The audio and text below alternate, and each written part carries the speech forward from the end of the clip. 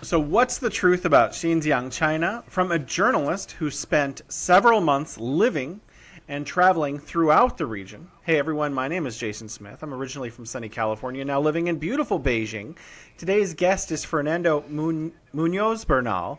Fernando is a journalist and influencer who creates content in both English and Spanish. He's also traveled extensively in Xinjiang and across China by RV, spending months exploring the region and much of the rest of China as well, which he plans on doing soon. We're going to ask him about that. Welcome back to the Bridge to China, Fernando.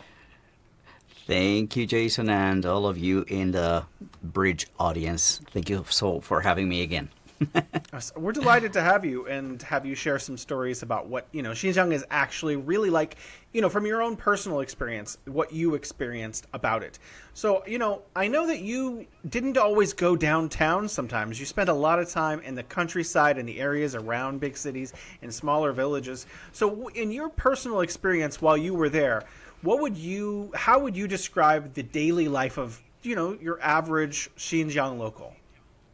I think that that's a very important differentiation because life is very different in the city as in the countryside, right?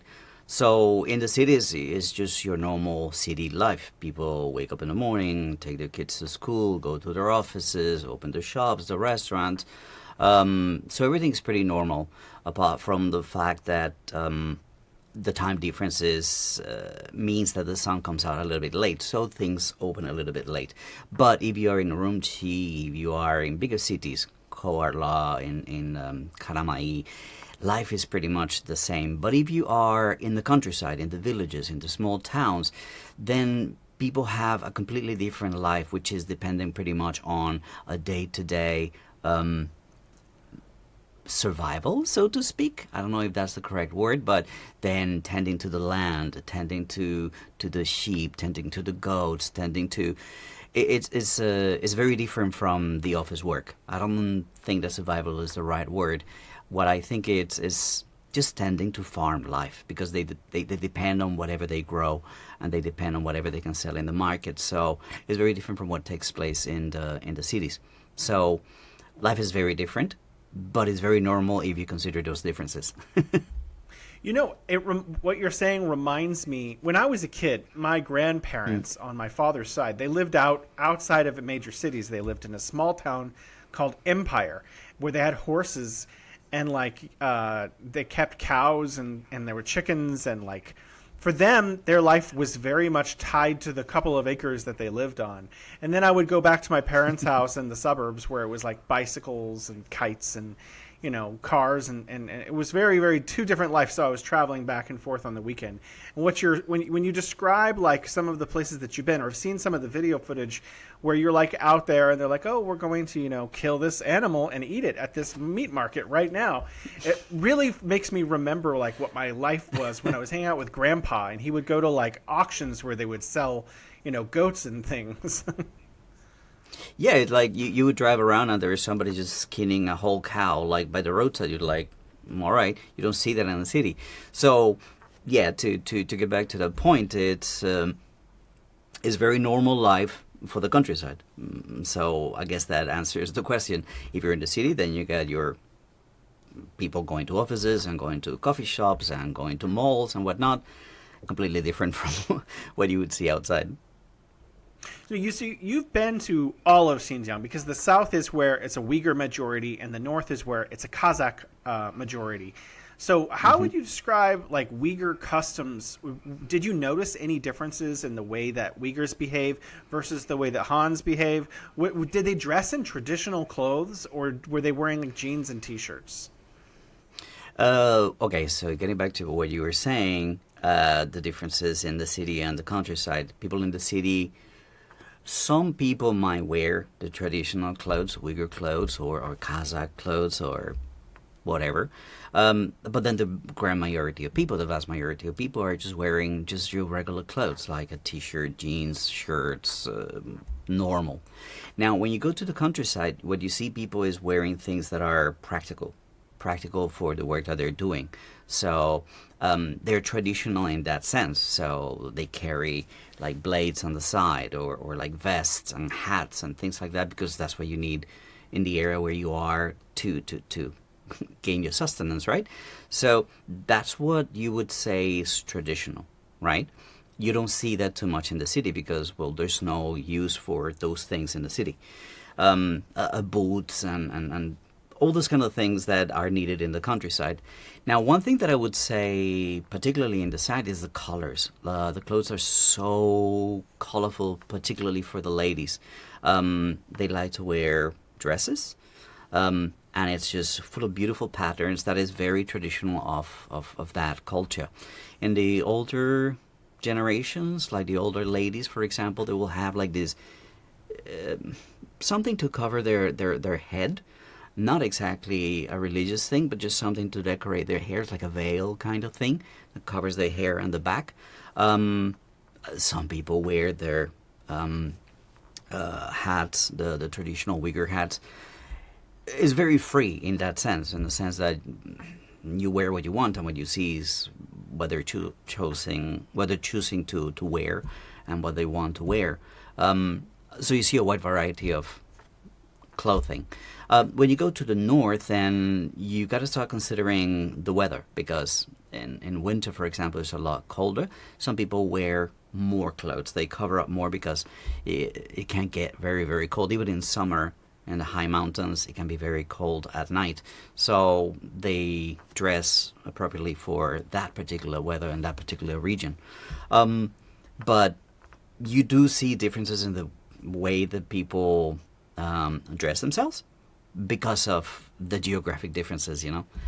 The south is the desert and there's dust everywhere, and access to water is a little bit more complicated, so people tend to be a little bit more dirty, so to speak, because there's dust everywhere.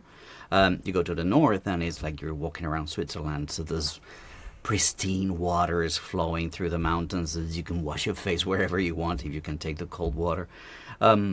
So I guess that's one of the things that makes that difference, and it's very, very clear, very obvious to the naked eye.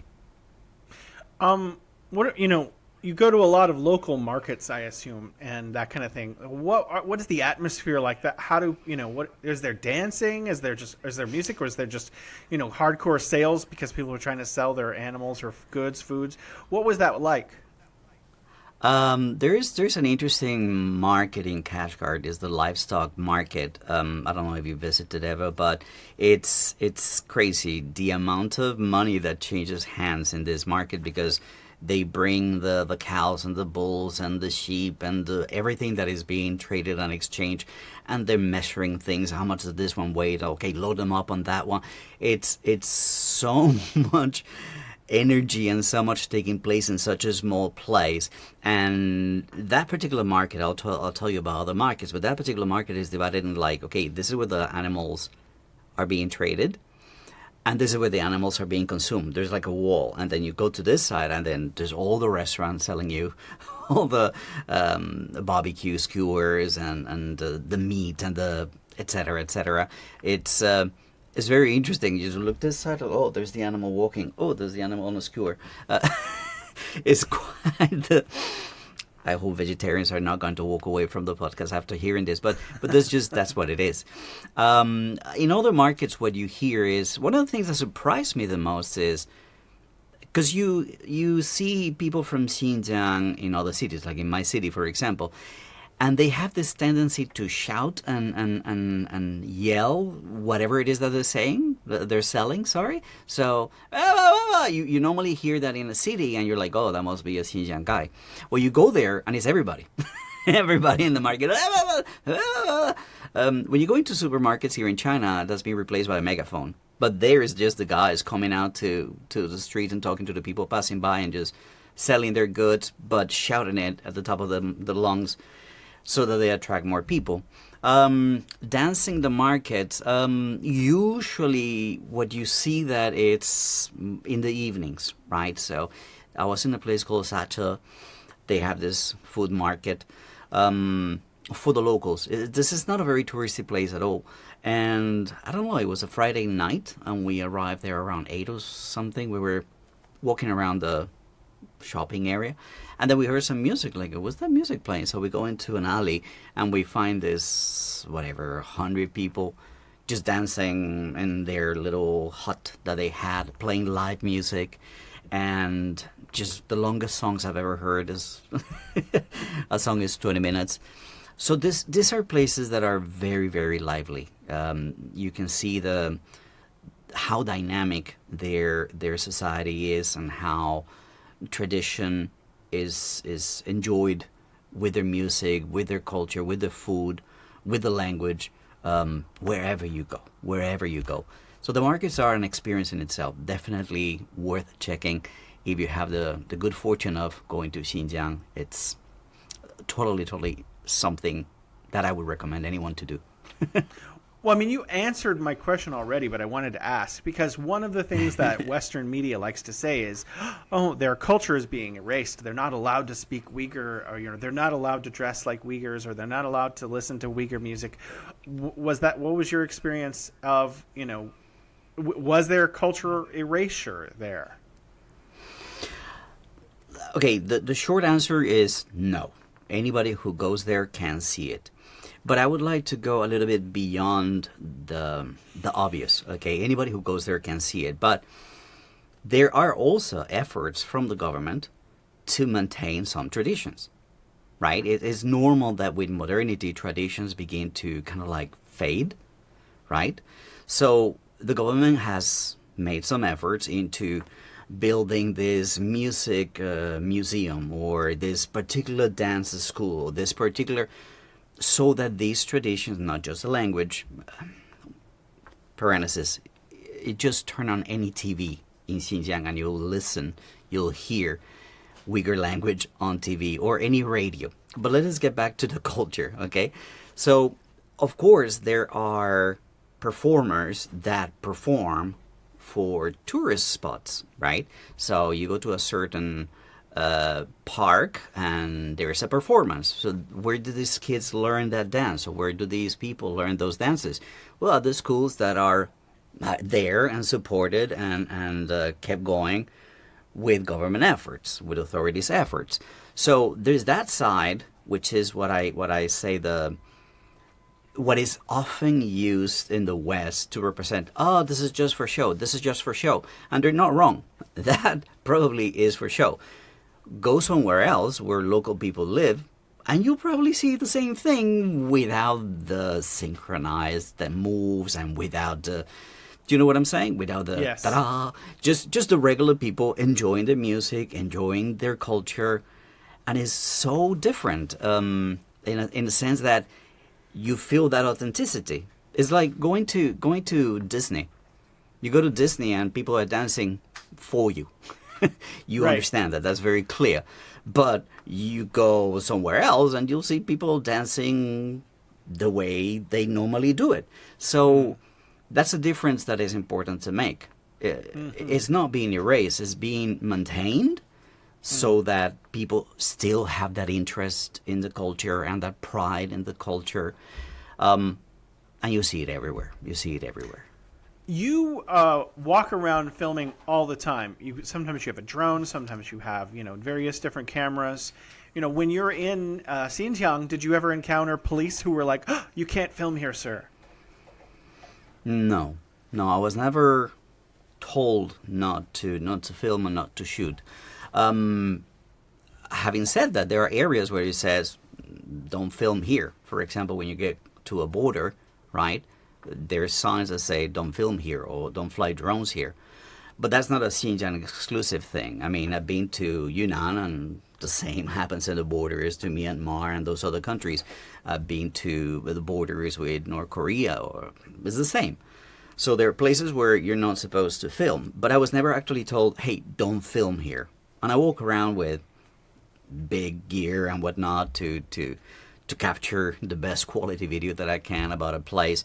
Or I walk out my hotel room or my RV with my phone and just go live stream. Nobody is telling you what to do, what not to do, unless there is a place where you're not supposed to, like borders. And that's pretty much all over China, I would say. It's not a Xinjiang specific thing. What about have you been to mosques or anything like that at all? And if you have, are they open? Are they active? Here's the thing. I am not I'm not a really religious person. So I'm not out there looking at learning or experiencing that. I've been in mosques. I've seen many. There was an area near Urumqi in the south where I was staying near the Tianshan mountain. And it's a suburb of Urumqi where there's an RV park. And I was just driving around because I had an issue with my RV and I needed to stay a few days. So just looking around. I think I counted a good 10 or 15 mosques in that area alone. And we're talking 20 kilometers from Urumqi. They're very modern. They're very clean. They're very well kept. They all look like places that are used constantly. But I've never actually went in during a service. I don't want to. I saw mosques being used, but I never actually went inside and I never actually filmed it. I feel that that's a bit disrespectful. That's just me. But of course, I can tell you, there are used and there's plenty of mosques around Xinjiang. If I'm not mistaken, there are more mosques in Xinjiang than there are in all of the United States. Just that gives people an idea. You want to pray? You go to the mosque and pray. The only one thing that I would say, and again, because I'm not religious, I'm not that knowledgeable about this, but from what I know, they're usually a call to pray, a call to prayer, and I never heard that. I've only heard it like on videos and things of other places where Islam is practiced, but I never heard it in Xinjiang. I never heard a call to prayer. So I don't know if that's normal, for example, in other countries like, I don't know, Indonesia or Malaysia. I don't know what's normal, but I didn't hear a call to prayer. There's also, in this religious aspect, the idea of Ramadan. When I arrived into Xinjiang, it was the end of Ramadan, and I was in a place that is very famous for its, what's it called, kaobaozi. It's like a bun filled with lamb, and it's kind of like roasted in an oven, in a brick oven. It's absolutely delicious and fantastic. Making me I hungry. arrived to this city. Oh, go watch my video on that. And it was the end of Ramadan. So everybody was out there feasting, like celebrating the end of Ramadan. The lines that, like, I made a video about that because they give you tickets. Like, okay, they're I asked the guy, how many do you guys sell, like, on a day? Oh, we could sell 30,000 one day. I'm like, what? Wow. So they're bringing out like 50 or 100 each batch, and they're gone in seconds. When I got my ticket, I had ticket number 10. And initially, I had planned to order 4. But then I was like, the smell and just seeing people so eager to, like, you know what, let's make it 6 so that I can taste a few more. So I changed my order in the middle of waiting for it. So, yeah, and everybody was telling me, no, it's just because it's the end of Ramadan and people are here. It's a family restaurant and people go there to feast, basically. That was my experience in Turpan in the south near Hami. Wow, that sounds amazing. I want to go. I mean, I also just want to eat that now, really bad. Okay, so in terms of going to Xinjiang, and you went to film, you made a lot of content, and you posted all the time on various social media platforms. Did you need any special permits to go to Xinjiang? Okay, I think I need to clarify something. I was approached by my employer now, AIL, as a freelance reporter for them, which is the Association of Information in Latin America, to be their reporter in the south of China. But that only happened in December last year. And I was in Xinjiang prior to that. So when I hit Xinjiang, I was not actually doing reporting or journalism, just a content creator. So no.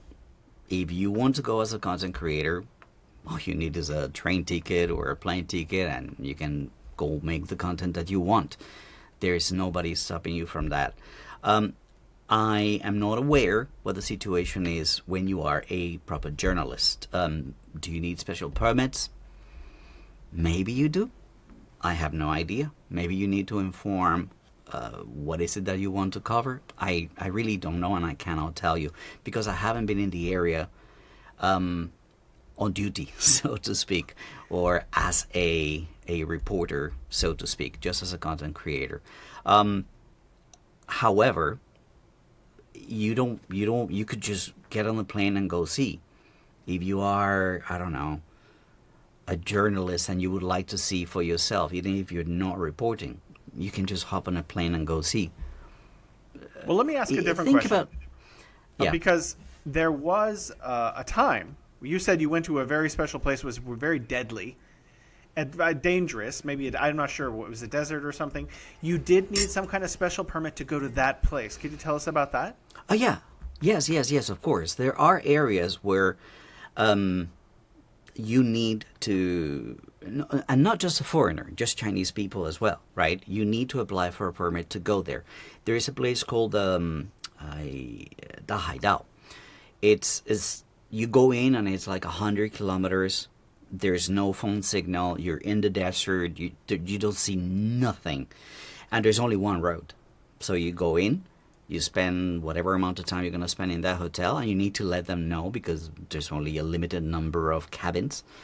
And then you drive out, and that's about it. You can play around a little bit in the area, but they always tell you, like, do not drive away from the road, which is a gravel road. It's not, like, paved or anything, because the danger is you get stuck in the sand, and then somebody has to come and rescue you.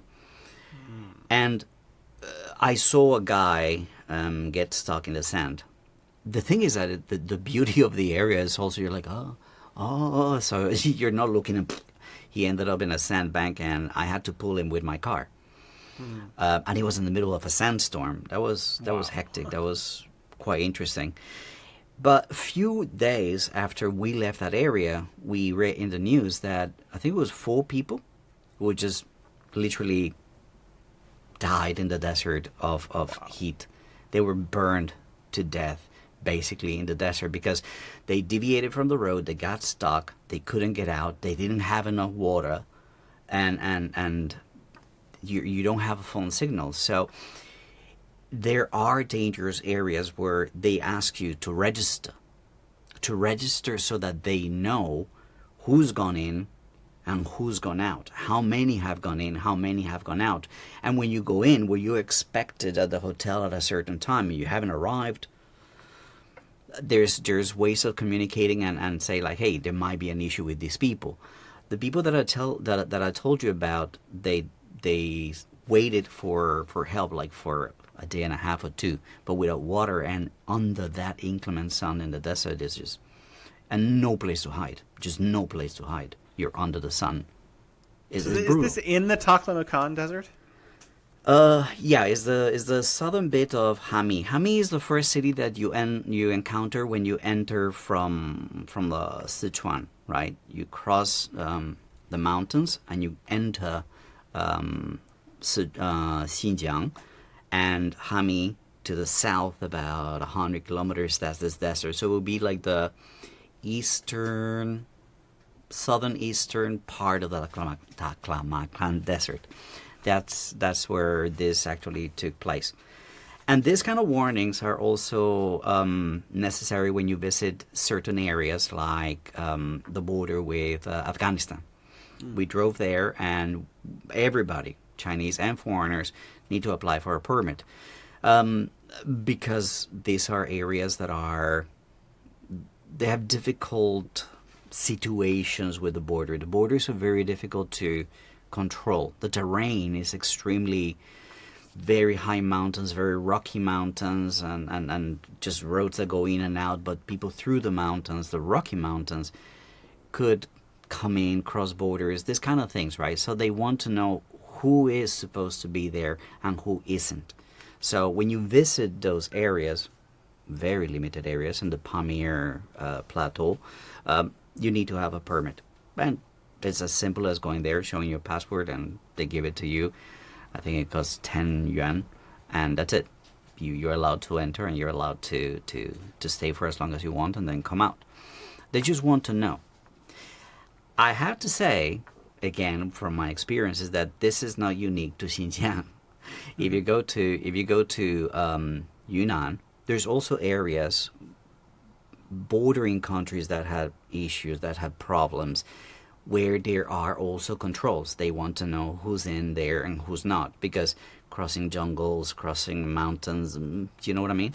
With Yes, such I do. long borders, land borders, that becomes an issue. When there's issues in one country, people try to come to a place where they have better opportunities or safer, or for whatever reason that they migrate. I mean, in my country, Colombia, we've experienced that with nearby countries.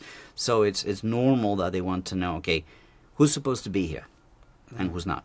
So you register when you go to those areas. I think the takeaway for normal tourists who are not as adventurous as you is like, if you want to go to Hotan or Urumqi or Kashgar, no problem. But if you want to go to a very special place that is potentially very hazardous, then you may need to register that you're there. Let's move on a little bit. You know, okay, you've been to Xinjiang. You spent a lot of time there, months. Yeah. I'm sure you've told people stories, you know, in person or online, and people have said really, Western media-based things to you. What would you say are some of the biggest misconceptions outsiders have about Xinjiang, and how do you reply to them? Let's be honest, there's so many, man. So many. The whole idea that they are oppressed. Like, no. I mean, you see people going about their lives doing, oh, they can't have knives, and you see a guy just slicing meat. Like, oh, they can't have, it's ridiculous, right? So there's many things that we've heard, and when you go there, you're like, well, that isn't true. There was a journalist from VOA who said, like, oh, if I wear my woven hat in Xinjiang, I'm going to be labeled as a separatist, and there's like hundreds of people wearing woven hats. Yeah, I and saw like, them all the time when I was there. like, what can you do? It's so obvious that these people are misinforming or plainly lying. And once you get into this task of debunking things, nobody's going to believe you. Oh, you're just paid. Oh, you're just paid. And I'm like, are you not seeing the hundreds of people? Are you not seeing the, like, are we all Yes, paid I have here? video. You're watching the Like- video. like what? So it's a little bit disheartening when you get to talk to people about what they think is true, and so like, no, look, this is the fact, this is the truth. This, oh, you're paid. So okay, I'm not gonna waste my breath, my time, my energy in trying to convince people. So that is probably the biggest issue. Other things that they say, oh, they are again, we talked about the language, right? One of the biggest accusers of abuses and untoward things taking place in Xinjiang is Adrian Sense. And the way he words the things that he says are so Machiavellic. For example, when he talks about the Uyghur language, he says, I've read reports that the Uyghur language is being suppressed. So this is the most referred to expert on this situation in Xinjiang from the West, right? But he is talking about a report that he read. He's not saying it himself. He's, oh, I read. I've been told. This is what I... But you're a researcher with a PhD degree from Cambridge University. Can't you double check? Can't you just go and ask somebody, hey, is it real? Is it true that language is forbidden and people are punished for speaking the language? Or are you just happy enough to just come here and say, oh, I've read that is forbidden? Give me a break. You know what I mean? I mean, when you encounter this caliber of ill intent, ill intent, easily demonstrable ill intent, you're like, you know what? You don't know how to tackle this. And I never got, that was never my purpose. I just wanted to enjoy. I'm going to do it again because I enjoy being on the road. I really enjoy Can we talk about that? You have a big plan, a secret. You told me a week ago, oh, let's not talk about this, but I want to talk about this. So what is your big plan? You have something on your agenda in the next year or two. What is it? It's a redo, but this time by bike. I'm going to go around the country, blogging this time, just blogging, literally, forget about this expensive cinema cameras. Now I'm going to be using little action cameras. So I'm going to be blogging my bike tour of China. It'll probably take about 2 years. Wow. And it's a completely different channel. It's a completely different type of content. I just want to make what I've experienced before, this local life experience, and how welcoming people are when a stranger or foreigner shows up to these small places, more viral, not so elaborate, not so, like I'm riding on my bike and I see a place and I stop, I have an interaction with people and they tell me their stories. So I want to be able to capture that more naturally, without putting a big microphone on people's faces or a big lens, just normal stuff that you see blogging people do. I've wanted to do it on a motorcycle, but I can't get a driver's license yet because I can't read Chinese and they don't have the test in English. So it's going to have to be my 2 legs. Wow. I will start in October. And I'll start posting probably around November. Well, I'll be sure to repost a lot of that content. It sounds really exciting. And I think the advantage that you'll have is because if I travel a lot of China by high-speed rail. So I see the big cities and then maybe slightly smaller cities, and then maybe I go to see one village, right? I go off the track and come back to the high-speed rail. But you're going to be spending all this time just going through towns and villages and stuff. That sounds like you're going to see a lot of like really authentic China, like you did with the RV, really.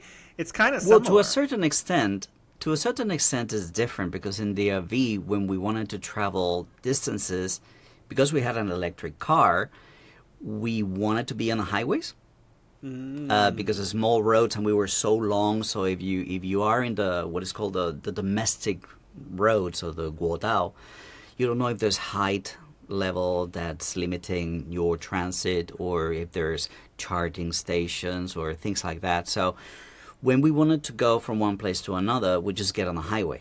And on the highway is, apart from the speed, is no different from the high-speed rail. You see the country go by. But this time around, I can't get my bicycle on the highway. So I'm going to take the guodaos. I'm going to take the small roads. Only take small paths. roads. Yeah. Exactly. So it's going to be a slower pace, and it's going to be a more up-close and personal experience with the people, because you stop every whatever kilometers and have a glass of water and talk to the people, hey, and they want to know about your bike or your camera. And then all those natural interactions is what I'm really, really looking forward to bringing to people in a brand new channel. Can I say the name of the channel? Yeah, absolutely, you can. Okay, it's called Fercho Pedals Around. Fercho is my Spanish nickname, which I'll try to do some content in Spanish. How do you spell that? Fercho is Fercho. Wow, okay, great. And fantastic. Pedals Around. Pedals Around. That's wonderful. Okay, I'd like you to tell me a little bit about northern Xinjiang. I was actually just there, and so I was also, wow, this is not like what I experienced. My last 2 trips, 2023, 2024, I was in the south, deserts, dusty, beautiful cities, amazing food. Went up north, not the same. Could you tell us about what northern Xinjiang is like? It is pretty much what Europe is like Switzerland is like, with these high mountains, snow-capped mountains, this beautiful forest, this pristine waters flowing everywhere. There's just extensive land with beautiful flowers. It's like, I don't know, what's the movie with the lady that played the piano? No, Sound she's of in a Music. mountain dancing. The Sound of Music. Yeah, Sound of Music. That kind of scenery, and you're like, wow. And the other thing that adds on to this shock of how different the geography is the architecture. It looks a lot more Russian. It looks a lot more northern. The people look also very different. Your audience, they're American. You probably know Tom Selleck, Magnum PI. So many guys, Chinese guys, with a full-on Magnum PI mustache. You're like, 你是中国人吗？是啊，是啊. Like, don't look like you. Tom Selleck in a Chinese version. That's what you look like. It's really interesting. Yeah, the blonde hair, the blue eyes, it's pretty cool. And it's just that nature. We're walking along some of these forests, right? Where you are allowed to explore, right? And there's animals, there's foxes, there's all kinds of beautiful nature that you can get in touch with up close and personal. It's one of those places that I can't wait to go again. It's gonna take me longer by bike, but I am definitely going again. Those hills are intense. I can't imagine doing those by bike. But you know what I really liked? I saw yurts everywhere. There were just like groups of 20 yurts here and there and everywhere. And it was really neat because I don't know what it was like 10 years ago, but I'm sure they didn't have solar panels. But those little yurt villages have solar panels now. And I'm just like, wow, okay, modern yurt lifestyle. It was really cool. And I was in a couple of different cities. And I was like, I asked, because I'm with a bunch of journalists, I asked, hey, is that writing? It's Arabic writing. Is that Uyghur? And they're like, no, that's Kazakh. So it's interesting. I go to Xinjiang, also known as Tibet. They have Tibetan writing on everything. You go to Inner Mongolia, they have Mongolian writing on everything. You go to southern Xinjiang, they have Uyghur writing on everything. You go to northern Xinjiang, they have Kazakh writing on everything. So this idea that languages are being erased is the opposite. You go to the United States, you don't see Navajo. It's not there. So like China is obviously, to me, preserving its minority culture and languages far better than the United States. So, these Western calls are ridiculous to me personally. Yeah, it's with the people who are here, who have been there, they become just voices for the Uyghur that are being accused or disconnected from the global commerce at the behest of the U.S. So all the people that go there and travel and shoot and experience, they go out back to their countries and said like, no, I didn't see that. I didn't see that. I didn't see that. Because they don't let you see it. Like, and then this is another contradiction or another difficulty is when people travel to Xinjiang, Xinjiang is enormous. People have to understand that it's enormous. So most people don't have the money, time, energy to see it all. So most people go to certain places. So they go to Urumqi, they go to Kashgar, they might go to Ili, they might go to Hotan, they visit a few places, but there's so much in between that they don't get to see it, they don't get to experience. So when they shoot the videos, right, for the social media and whatnot, the issue is that they end up shooting the same stuff. So everybody has the same the Grand Bazaar in Urumqi. Everybody has the ancient city of Kashgar. So like, you see, they only let you go there. No. These people only went there. Right. You can That's go where anywhere. tourists go. You can go anywhere. Exactly. Yeah. You go and you get your Golden Gate Bridge photo, right? Doesn't mean you didn't go to Oakland. That's right. That's all they let you see is the Golden Gate Bridge. There's nothing else there. So it's the same. But again, it's the futility of arguing with people who don't understand reason, and they just easily just label you, you're just a CCP defender. Get it right, the CPC first of all. And no, it's just, I'm just a guy with a camera walking around and telling you, that isn't so. But that's not enough for people. So, just At some point, Can you I start ask you? thinking, just enjoy your life. Yeah. Well, I mean, you were there for a long time. I imagine you have one or two stories. Well, let's make it two or three stories of interactions with locals, where you had a magic moment, or you met a family or some kids or whatever.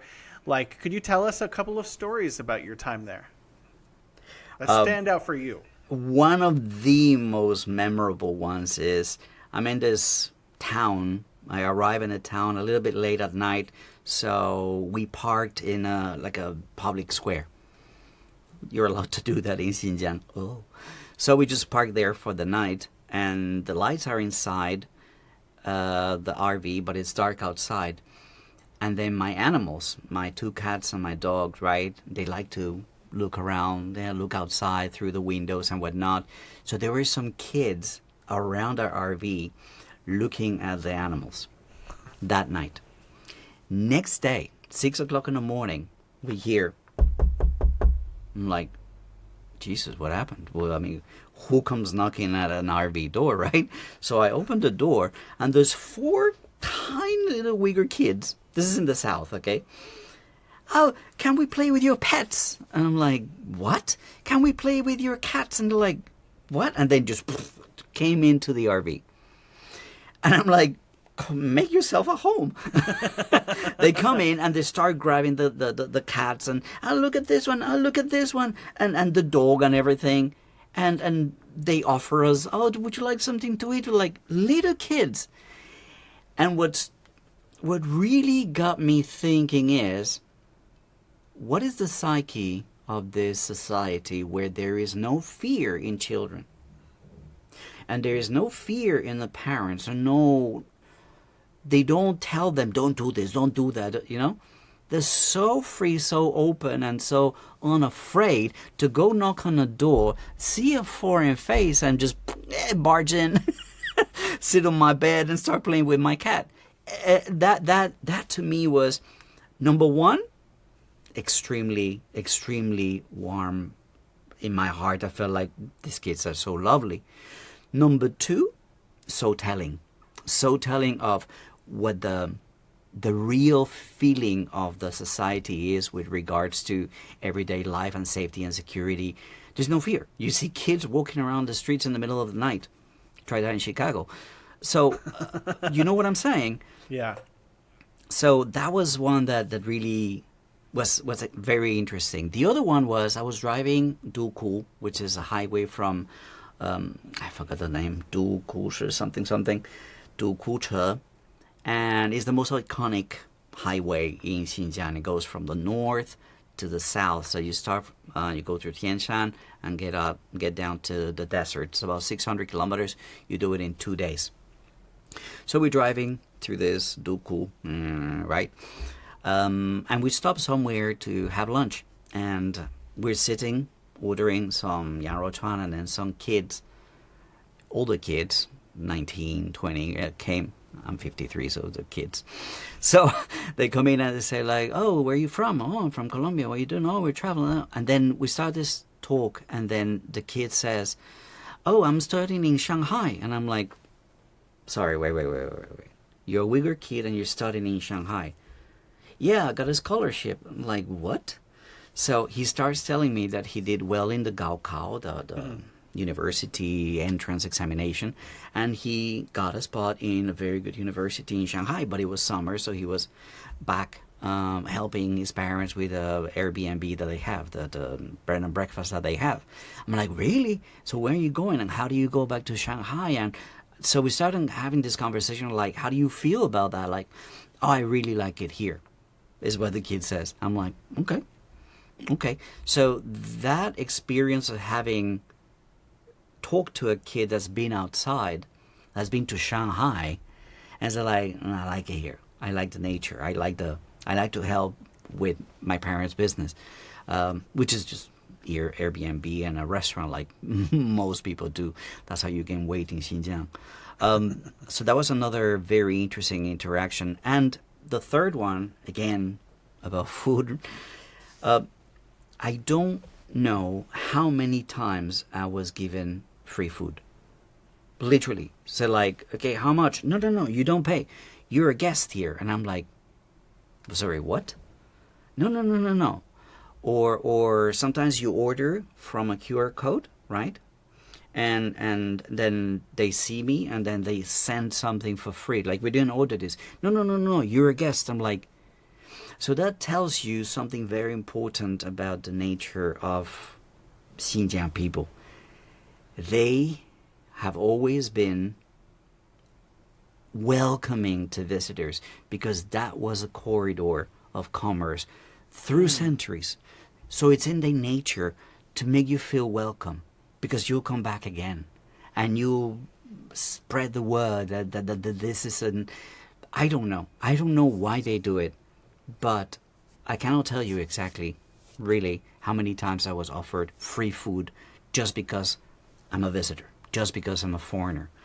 That doesn't happen in other places of China. It used to happen 25 years ago in Guangdong, where I live.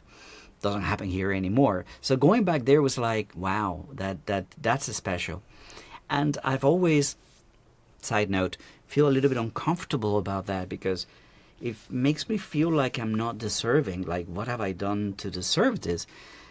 And when you analyze it like that, you're really losing the message, which is just the warmth and hospitality of the people. So you gotta put a different hat on and look at it as a human to human. They're just being welcoming. So there's your 3 very short stories that stick in my mind from my 142 days in the region. Hey, that sounds like a book title. I could stay here forever telling you stories. Well, can you tell me? Okay, obviously the North and the South are very different, so maybe there's 2 answers to this question. But what would you say your favorite place that you've been in Xinjiang is, and why? Don't do this to me. Okay, favorite two places. 2 places. Look, Sanlimu. Sanlimu, this Why? lake is just... It's just absolutely beautiful. And it's very well developed. Like, you got this beautiful road along the lake. It's just ginormous lake. You got the wooden forest on one side. You've got the sky, the mountains. It's just idyllic. Is like the perfect picture of nature, being in nature. You climb the mountains and you can see the bottom of the river, the bottom of the lake. It's just absolutely beautiful. It's just beautiful. You cannot describe it. It fills your heart just to be there. You're like, wow, wow, wow. My wife, we have a joke because we say wow so many times. We're like, another wow. Yeah, another wow. Just wow. Like, every turn is a wow. That's one of my favorite places in Xinjiang. And then there's the desert. There's something about the desert that I find extremely appealing. Is the respect that it deserves, the respect that it demands. You don't plan accordingly, and you could pay a price. So it's I don't know. There's something adventurous, there's something dangerous about it that I find very appealing. But that's just me. So any area that's desert, like for example the Haidao, wow, it's just you can't really understand where you are. So you set up the drone, fly it whatever amount maximum. You're like, Jesus, we are in the middle of nowhere. There's nothing, nowhere. No, nothing is green. So you start thinking like, I better be cautious here because I could get you. Yeah, you can get in trouble very easily. So there's something very appealing to me about life in the desert. And the other contrast is just 1,000 kilometers north, and then it's just a completely different scenery that's beautiful. For me, the desert and Sanlimu, and I hate you for asking me this question because Ili, come on, there's so many places. Oh, the Pamir, Alatai. Dude, I mean, sorry. Alatai, I went so there. many It was places. really lovely. Well, let me change the question. Instead of, okay, so let's just say there are more places that would be on your list if we gave you more time. Yes. But when you were driving around in the south, did you notice any solar panels or afforested areas where they've been adding trees? Did you see anything like that? It's crazy. It's just, I drove a stretch of highway, probably 20 kilometers, nothing but wind towers and solar panels. It just, when you're driving 30 kilometers, there's nothing on either side, on both sides, but wind towers, solar panels. That's number one. Now, with deforestation, you see it when you're driving by, but you don't know the history. You don't know that that wasn't there because you're just driving by, right? But I did have the opportunity to go to Aksu, to a place where they have a museum of the afforestation. And then I learned there what it was like 20, 30 years ago, where people had to drive with the lights on in the middle of the day because the dust was just, it was Wow. impossible. It was like dark night in the middle of the day because of the dust, because there was just no vegetation anywhere. And in this museum, you learn of all the process of reforestation of this area, Aksu. My God. And then you go today and you actually see forests and mountains and everything is covered in green. And some of the best apples in the world, they're ginormous, Jason. You think you're eating like a small pumpkin. It's an apple this big. Wow. The Aksu apple is just phenomenal. And these are all businesses and industries and crops, right, that have been developed after they have successfully,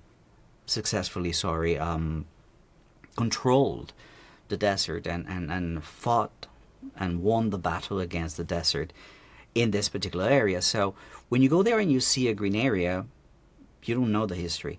But once you learn the history and all the efforts and all the trouble and all the dedication and the planning and it's really, they're changing the environment. It wasn't so before, and then it makes you wonder what could be done in other places around the world.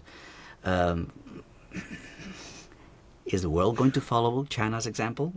I hope so. They should, but yeah. Well, in 2020, I want to ask a different question. In 2023, and this is right at the end of the pandemic, so it's gone up a lot. I looked at the numbers for 2024, but I don't remember what they are. There were 265 million, and in just 2023, 265 million tourists visit Xinjiang every year. So, for you're traveling by RV, you're documenting, you're a foreigner in a foreign land. And why do you think local Chinese and international travelers are so interested in Xinjiang that, almost the population of the United States goes to Xinjiang every year? You know what the fruit that symbolizes minorities in China is? I think it's the shiliu. pomegranate. The pomegranate, the shiliu. And they've chosen this symbol for the minorities of China, 56 minorities, right? I think it's 56. Is because together they are one, and every city is important. I think that when the West attacks Xinjiang, the rest of China flocks there to, oh, you're going to sanction them? Oh, you're going to make them lose employment? Oh, you're going to, okay, so buy cotton from Xinjiang, buy fruit from Xinjiang, buy the nuts from Xinjiang. Like, they flock to Xinjiang to say, like, we're one. We are one. We are together. We got you. Like, we're not going to leave you. I don't know. It feels like a reaction to those attacks. Not that people didn't go there before. It's a famous place for skiing. It's a famous place for all kinds of activities. But I think that this surge was perhaps because Xinjiang was so much in the news. Under attack from Western media. So it was everywhere. Like, oh, the United States have decided to sanction this, or the United States have decided to sanction that. Oh, so it was like, oh yeah? Oh yeah? So they just go and support the region. That's just my explanation. I could be wrong. I could 100% be wrong, but it's the way it feels. You know what I'm saying? Mm-hmm. People take pride in buying products made from Xinjiang cotton. People take pride in getting nuts from Xinjiang. Yeah, there's something about it that I think explains these huge numbers, apart from the beauty of the place. Yeah, certainly. That's all the time we have. That was an amazing, you're an amazing storyteller. Thank you so much for your time, Fernando. Where can people find you online other than your new channel? They can find me on X. I am China Teacher 1, or they can find me on my Media Without Means channel. And I have so many channels. Just choose one. Great. Thank you so much for your time, Fernando. Thank you. Thank you again. All right. See you again, guys.